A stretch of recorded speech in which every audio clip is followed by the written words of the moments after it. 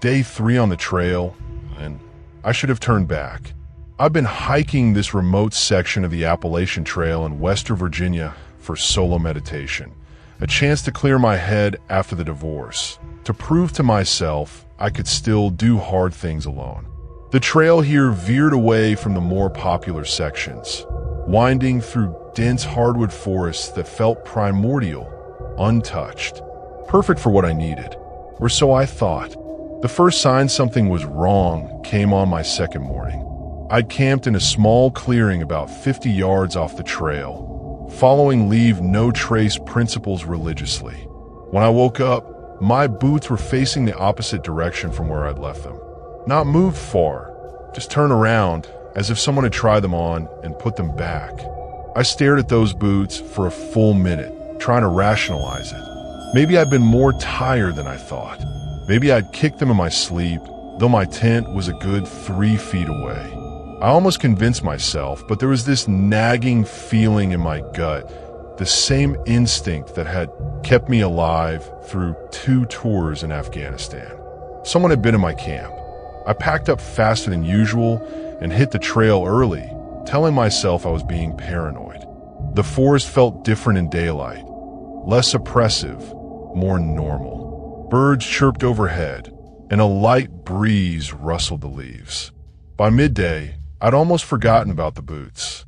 Then I found the first marker. It was subtle. 3 small stones stacked on top of each other on a fallen log about 10 feet from the trail. The kind of thing that could be natural, except for how deliberately they were placed. I stood there for several minutes, scanning the tree line. The forest was quiet. Too quiet. I kicked the stones apart and kept walking. That night, I chose a campsite more carefully. I found a spot with good visibility in all directions and only one approach route. I set up my tent facing the trail and arranged my gear in specific positions, memorizing exactly where everything was placed. Sleep came fitfully. Every sound made me jolt awake. Branches creaking, leaves rustling, the normal symphony of a forest at night that now seemed sinister. Around 2 a.m., I heard something that made my blood freeze. The distinct sound of a twig snapping, deliberate and close. I lay perfectly still, controlling my breathing, listening. For maybe 20 minutes, nothing. Then another snap from a different direction. Then another. They were circling my campsite. I didn't move until dawn. When I finally unzipped my tent, my heart nearly stopped. My water bottles had been moved. Not taken, just rearranged. My hiking poles, which I'd left crossed in an X pattern, were now parallel. And there, in the soft dirt near my tent, was a boot print that wasn't mine. The print was larger than my size 9 boots, with a distinctive tread pattern I didn't recognize. But what made my hand shake was that it was pointing toward my tent less than 2 feet from where my head had been all night. I broke camp in under 10 minutes and got back on the trail, my mind racing. This wasn't random. Someone was deliberately messing with me, and they were getting bolder. The question was why. The trail ahead climbed steadily through increasingly dense forest. I pushed myself harder than usual, covering ground quickly, constantly checking over my shoulder. But the feeling of being watched never left. Sometimes I'd catch a glimpse of movement in my peripheral vision, but when I turned to look directly, there was nothing. Around midday, I passed another hiker coming from the opposite direction, a middle-aged woman with a large pack and determined stride. Relief flooded through me at seeing another human being. "How's the trail ahead?" I asked, trying to keep my voice casual. She stopped and gave me a strange look. "You haven't seen signs?" "What signs?" The rangers posted warnings at every trailhead within 20 miles. There's been problems with locals, people living off the grid who've been harassing hikers. 3 people have gone missing in the past 2 months. My blood turned to ice. Missing, just vanished from their campsites. All solo hikers. She studied my face. "You shouldn't be out here alone. There's a group of them, maybe 5 or 6. They know these woods better than any ranger and they don't want hikers here. After she left, I stood on the trail for a long time, weighing my options. I could turn back, admit defeat, hike out the way I came. It would take 2 days to reach the nearest road, or I could push forward. The trail connected with a more popular section just 1 day ahead, where I'd find other hikers and safety in numbers. I decided to push forward. Biggest mistake of my life. That afternoon, the markers became more frequent. Stone stacks, broken branches arranged in patterns, scratches carved into tree bark. They were marking my progress, communicating with each other. I was being herded somewhere, but I couldn't figure out where. As evening approached, I faced a problem. The trail ahead entered a narrow valley with steep sides, basically a funnel with limited escape routes. But my map showed it was the fastest way to reach the populated section of trail. I made another bad decision and entered the valley. My campsite that night was terrible, a small flat area surrounded by dense undergrowth with poor visibility. But darkness was falling, and I had no choice. I set up my tent and ate a cold dinner, not wanting to risk a fire that would pinpoint my location. As I was settling in for another sleepless night, I heard voices. They were distant, maybe a quarter mile away, but they carried clearly in the still air.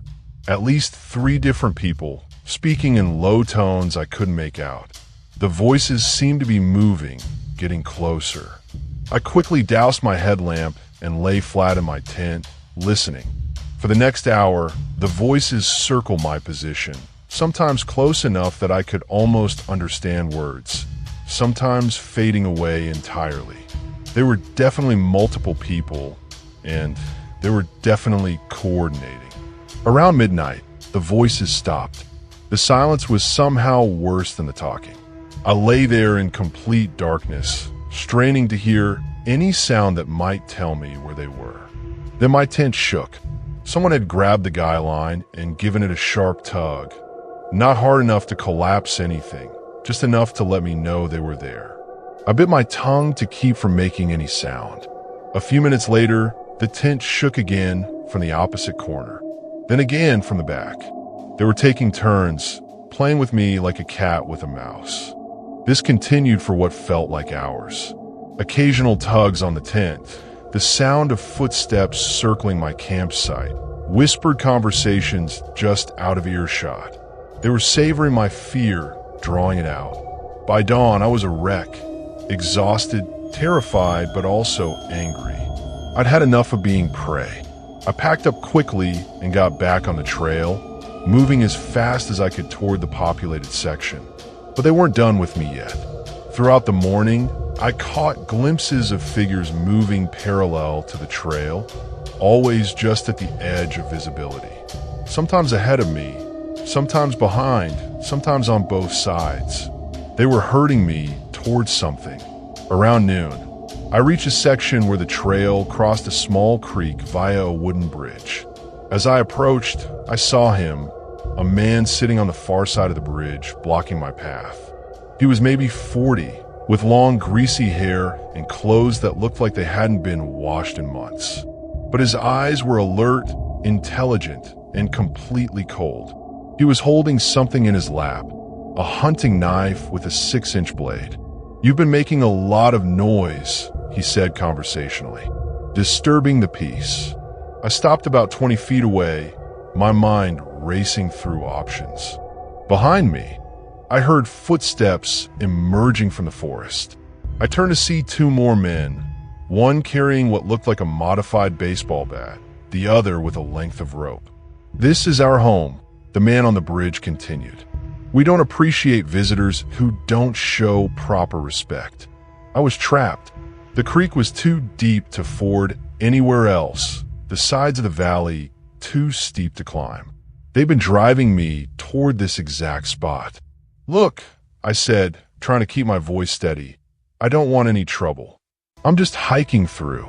"Oh, but you've already caused trouble." He stood up, the knife glinting in the sunlight.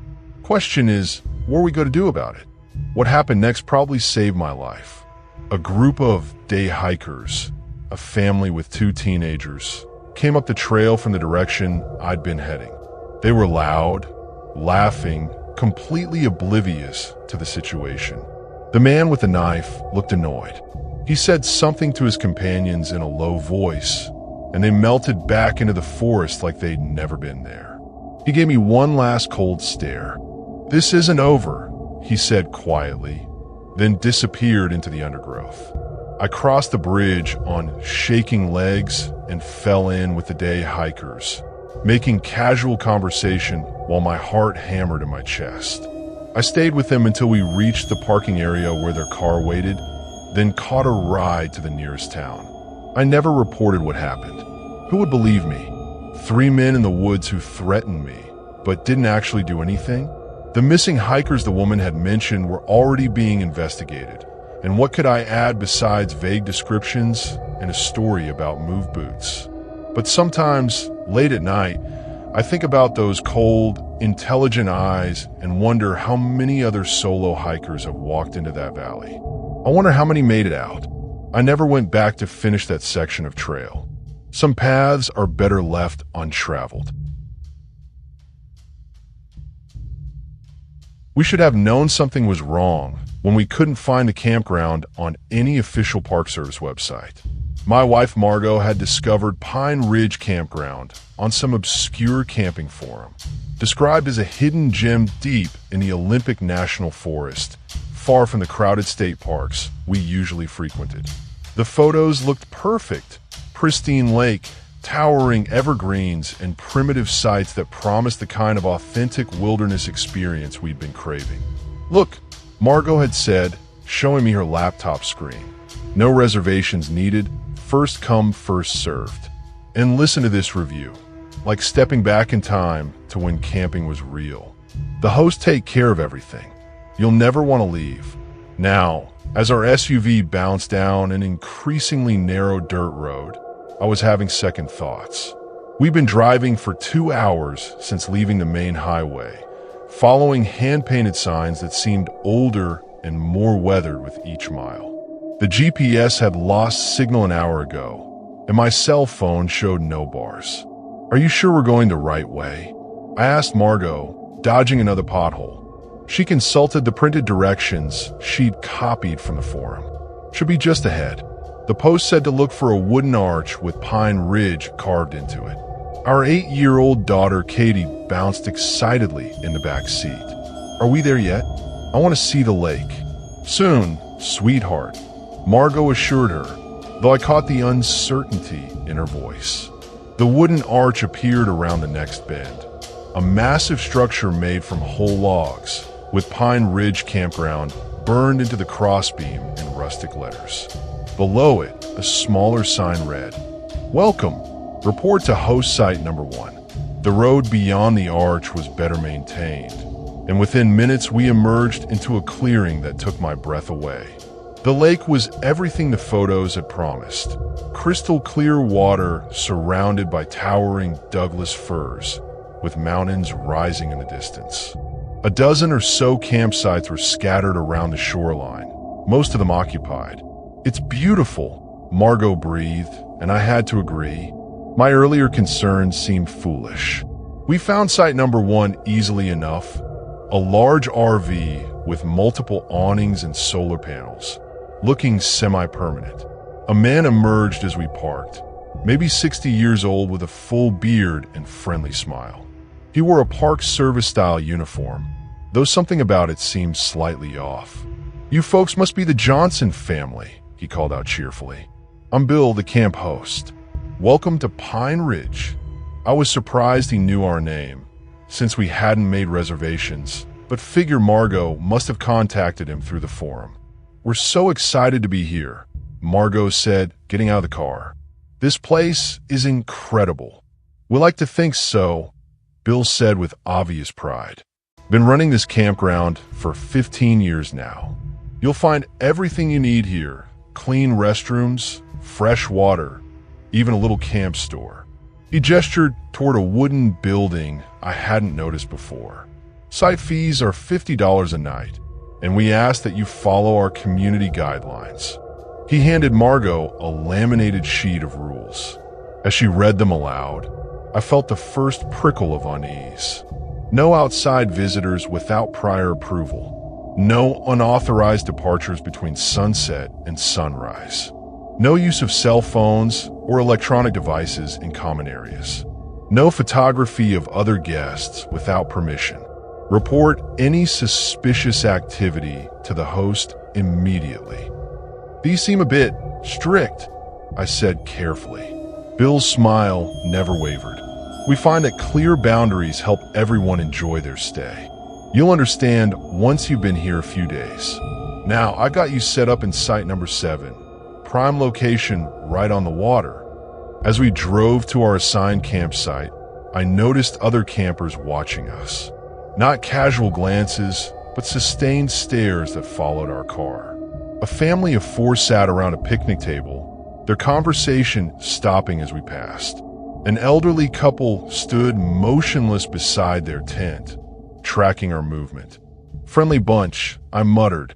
Site number 7 was indeed prime real estate. A flat area with a fire ring just 30 feet from the lake's edge. We began setting up our tent, and Katie immediately ran toward the water. Stay where we can see you, Margot called after her.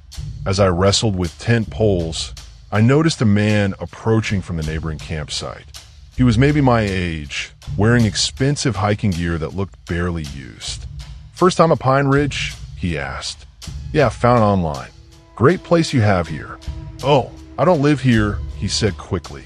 I'm camping too. Been here about a week now. Something in his tone made me look at him more closely. Despite his casual words, there was tension in his posture, and his eyes kept darting toward the tree line. Week's a long time for a camping trip, I observed. Yeah, well, he glanced around nervously. Bill's been very accommodating about extending our stay. My wife and I were taking some time to think about things. He walked away before I could ask what he meant. That evening, we joined the other campers around a communal fire pit. Bill had organized what he called a welcome gathering. Esmores for the kids, stories about the area's history, the whole Norman Rockwell experience. But I couldn't shake the feeling that something was off. The other families were friendly enough, but their stories didn't add up.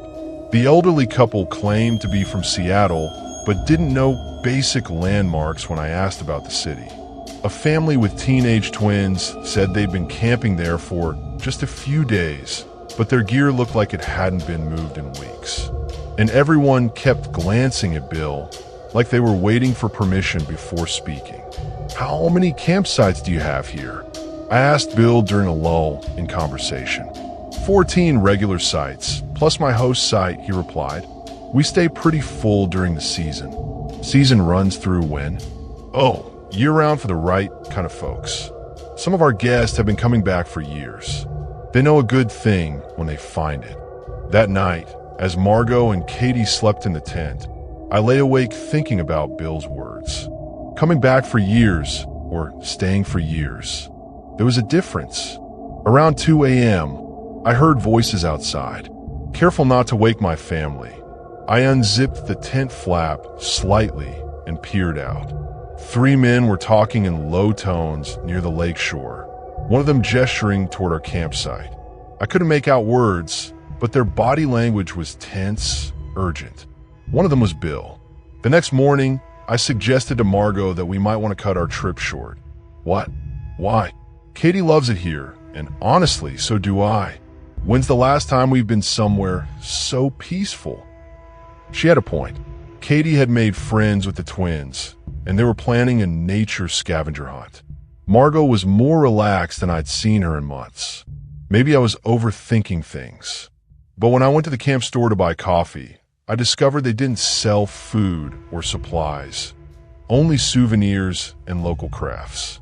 When I asked Bill about the nearest grocery store, he seemed oddly evasive. Most folks bring everything they need, he said. That's part of the authentic camping experience. But if you're running low on supplies, I might be able to help you out. Actually, I was thinking about driving to town anyway. Need to check in at work, get some cell reception. Bill's expression hardened slightly. I'm afraid that's not possible. Excuse me? The road's washed out about 5 miles down. Happened yesterday during that storm. You probably slept right through it. Maintenance crew won't be out here for at least a week. I stared at him. There was no storm yesterday. Mountain weather can be tricky, he said with that same unwavering smile. Changes fast. Don't worry, we have everything you need right here. I walked back to our campsite with my heart pounding.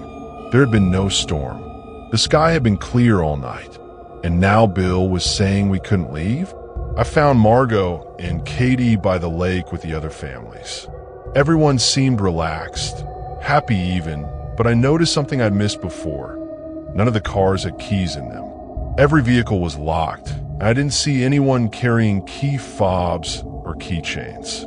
Margot, I said quietly, pulling her aside. We need to talk. Before I could explain, Katie came running over with her new friends. Dad, Bill says there's going to be a special campfire tonight with prizes and everything. That sounds wonderful, honey. I forced a smile, but my mind was racing. We needed to get out of here, but I had to be smart about it. That afternoon, while Margot and Katie were occupied with activities, I took a walk. I told everyone I was going fishing, but really I was scouting. I followed what looked like a hiking trail into the woods, hoping to find an alternate route out. Instead, I found something else entirely. About a mile from the campground, hidden in a grove of thick pines, was another camp. But this one looked abandoned. Multiple tents in various states of decay, camping gear scattered around, a cold fire pit full of ash and debris. Personal belongings were still there. Clothes, books, a child's stuffed animal lying in the dirt. My blood ran cold as I examined the scene more closely. There were at least 6 different campsites here, each one looking like the occupants had left in a hurry or been forced to leave. On a nearby tree, someone had carved "Help US" in desperate, jagged letters. I heard voices approaching through the woods and quickly hid behind a fallen log. Bill appeared with 2 other men I'd seen around the campground, all of them carrying shovels and plastic tarps. Should have everything cleared by tonight, one of them was saying. The new arrivals won't know to look here. Good, Bill replied. We've got another family coming in tomorrow. Young couple with a baby. They'll need site number 3 once it's ready. They began loading the abandoned camping gear into the tarps, working quickly and efficiently like they'd done this before. Many times, I waited until they were gone, then crept back to examine what they'd missed. Under some leaves, I found a smartphone with a cracked screen. When I pressed the power button, it came to life briefly, showing dozens of missed calls and text messages. The last outgoing message, sent 5 days ago, made my hand shake. Something wrong here. Can't leave. If you don't hear from me, call police. Pine Ridge Campground, Olympic Forest. I pocketed the phone and made my way back to the campground, trying to look casual while my mind screamed. We had to get out of here, tonight. But when I reached our campsite, Margot and Katie weren't there. I found them at the communal fire pit with the other families, but something was different. Margot looked vacant, relaxed in a way that seemed unnatural. There you are, she called out cheerfully. Bill was just telling us about the special ceremony tonight. Isn't that exciting? What kind of ceremony? An initiation, Bill said, his eyes never leaving mine. For new permanent residents. The word permanent hit me like a physical blow. I looked around at the other families, seeing them with fresh eyes. They weren't happy campers on vacation. They were prisoners who'd been here so long they'd forgotten they were prisoners. Actually, I said carefully, I think we need to head out tonight. Work emergency. Oh, but that's impossible, Bill said with mock sympathy. Remember? The road's washed out. Besides, you wouldn't want to miss the ceremony. It's very important. 2 men I hadn't seen before were standing near the tree line, watching us. Neither one looked like a camper. That's when I noticed something that made my blood freeze. Katie's stuffed rabbit, the one she'd been carrying since we arrived, was sitting on Bill's picnic table. She never let that thing out of her sight. "Where's Katie?" I asked Margot, trying to keep my voice calm. "She's fine," Bill answered for her, "playing with the other children. They're getting ready for tonight. I want to see her. Now." Bill's smile finally faltered. "I'm afraid that's not possible at the moment. But don't worry, you'll see her tonight." At the ceremony, the threat was unmistakable. They had my daughter, and Margot was clearly drugged or coerced somehow. I was outnumbered and outgunned, but I had one advantage. They didn't know I'd found the abandoned camp or understood what this place really was. "Okay," I said, forcing myself to smile. "The ceremony sounds great. What time?" "Midnight," Bill said, looking pleased. "Meet at the fire pit. And don't worry about packing. You won't be needing your things where you're going." I spent the rest of the day playing the part of an excited camper while secretly planning our escape.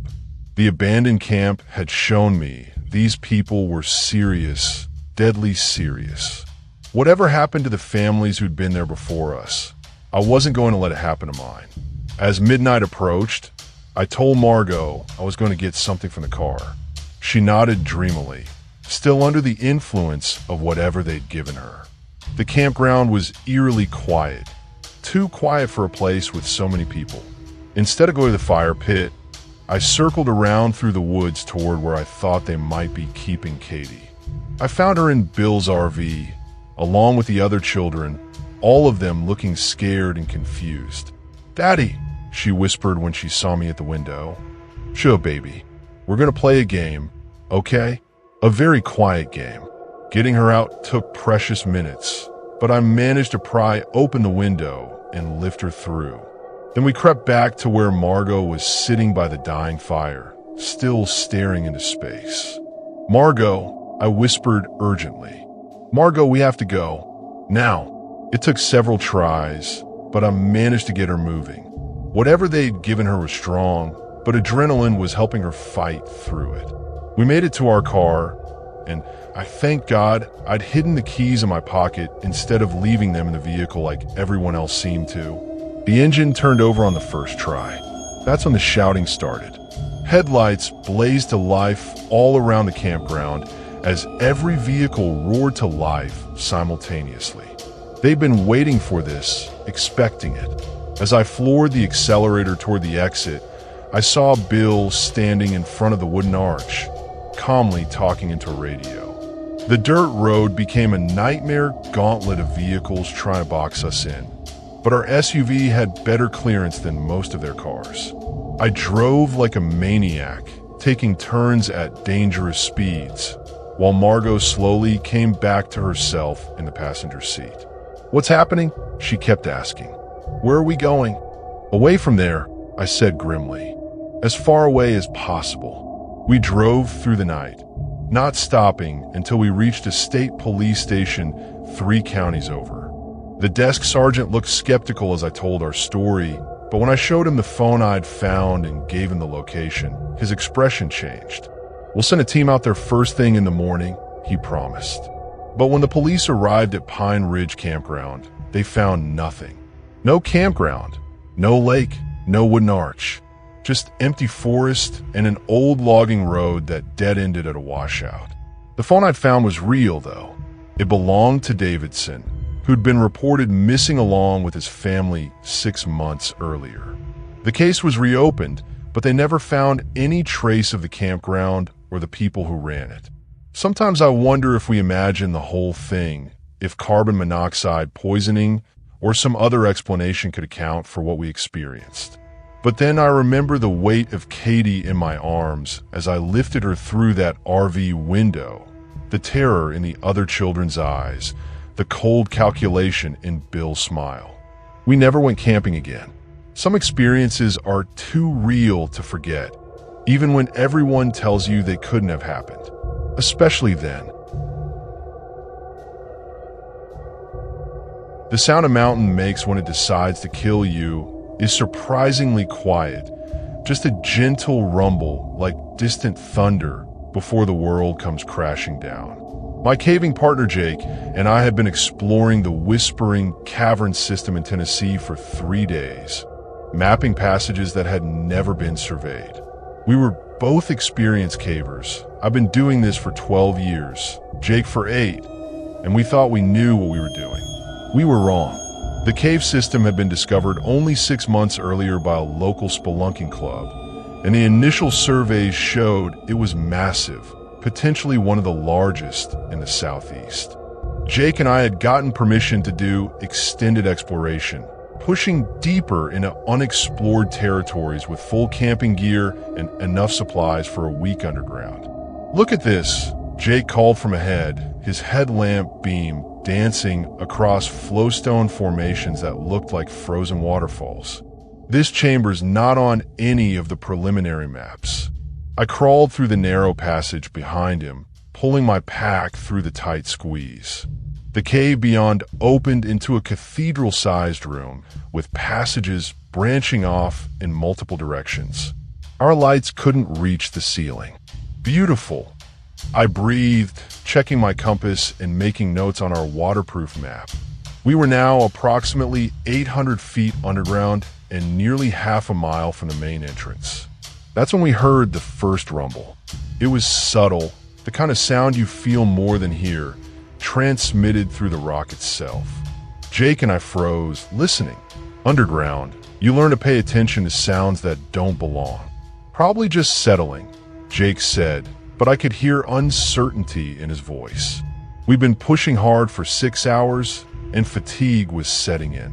I suggested we make camp in the large chamber, which seemed stable and had good airflow. We set up our minimal gear, sleeping bags, camp stove, emergency supplies, and settled in for the night. I woke to the sound of Jake screaming. My headlamp blazed alive, and I saw him trapped under a pile of rocks near the passage we'd entered through. The rumbling had returned, much louder now, and dust was raining from the ceiling. "Cave in," I shouted, though Jake obviously knew. I scrambled toward him as more rocks fell, some the size of basketballs. The passage we'd used to enter the chamber was completely blocked. Jake's left leg was pinned under a boulder I couldn't move alone. His face was pale with shock, but he was conscious and talking. That was something. "How bad?" I asked, running my hands along his trapped leg. "Can't feel my foot," he gasped. "But nothing's protruding, so maybe no compound fractures." I excavated around the boulder as carefully as I could, using my smaller tools to move debris. It took nearly an hour, but I managed to create enough space to pull Jake free.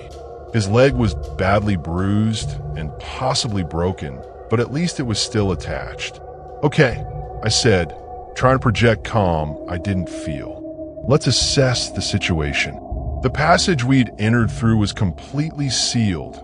Tons of rock had fallen, creating a wall at least 20 feet thick. Even if we'd had excavation equipment, it would take days to clear, and the continuing rumbles suggested the collapse was still active. But caves always have multiple entrances and exits. That's basic speleology. I helped Jake to a sitting position and checked our supplies. We had food and water for 5 more days, 3 backup light sources each, and a basic first aid kit. Our radios were useless this far underground, and our emergency beacon wouldn't penetrate 800 feet of rock. "We need to find another way out," I told Jake. He nodded, wincing as he tried to move his leg. "I can travel, but not fast, and not through any tight squeezes." I spent the next 2 hours exploring the other passages leading from the chamber. 2 of them dead-ended within 100 feet. The third continued deeper into the cave system, sloping gradually downward. When I returned to Jake, I tried to sound optimistic. "The south passage goes for at least a quarter mile before I hit any restrictions. Air's moving, which means it connects to the surface somewhere." What I didn't tell him was that the airflow was coming from below, which meant we'd be going deeper underground before we found our way out, if we ever did. We broke camp and began our slow journey deeper into the cave. Jake had fashioned a crude crutch from one of our collapsed tent poles, but progress was agonizing. Every 100 yards, we had to stop for him to rest. The passage began to change character as we descended, becoming more jagged and unstable. Several times, we heard rock falls behind us. The cave system was still settling, still collapsing. Going back was no longer an option. On the second day after the collapse, we found the first body. It was wedged in a narrow section of passage, dressed in caving gear that looked decades old. The remains were mostly skeletal, with scraps of fabric and corroded equipment scattered around. "Jesus," Jake whispered. "How long has this person been here?"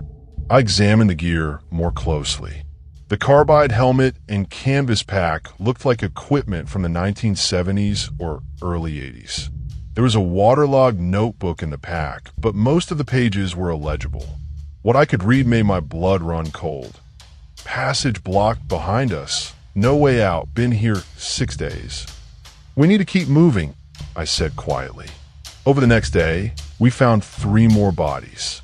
They were spread out over maybe half a mile of passage, each one representing someone who had gotten a little farther before succumbing to hypothermia, dehydration, or despair.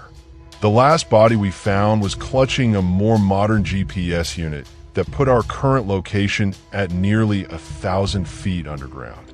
"This isn't a cave system," Jake said grimly as we made camp that third night. "It's a trap. People get lured in by the big chambers and easy passages, then the mountain seals them in." He was right. The evidence was all around us. This wasn't the first time the cave had collapsed. Based on the scattered remains, it had been happening for decades, maybe longer. We were just the latest victims. Our food was running low, and Jake's condition was deteriorating. His leg had swollen badly, and he was showing signs of infection. We both knew he couldn't travel much farther. "Leave me," he said that night as we shared our last can of soup. "You've got a better chance alone." "Not happening. Be realistic. I'm slowing you down, and we both know it. Maybe you can find a way out and bring help." I pretended to consider it, but I'd already made my decision. We'd started this exploration together, and we'd finish it together, whatever that meant. On the 4th day, the passage began to slope upward for the first time since the collapse. Hope flickered in my chest until we reached the end. The passage terminated in a solid wall of flowstone, formed over thousands of years by mineral-rich water. There was no way through, no hidden opening, no miracle exit. Just smooth stone that might as well have been concrete. We were trapped, just like all the others. That night, Jake developed a fever. By morning, he was delirious, muttering about sunlight and fresh air.